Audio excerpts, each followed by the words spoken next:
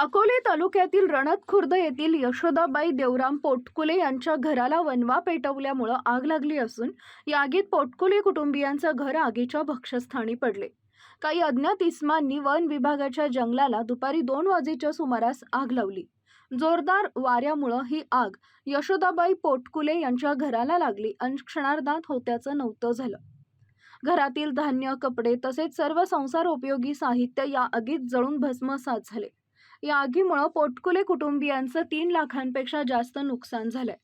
आमदार डॉक्टर किरण लहामटे यांनी घटनास्थळी भेट देऊन महसूल व वन विभागाच्या अधिकाऱ्यांना पंचनामे करण्याचे आदेश दिलेत। गत वर्षी विटे घाटात मोठी आग लागली होती। या आगीत अनेक वन्य प्राणी व झाडे जळून खाक झाली होती।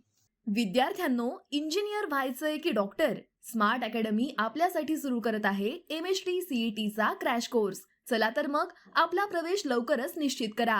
आमचा पत्ता वसंत मार्केट, पहिला मजला, अकोले।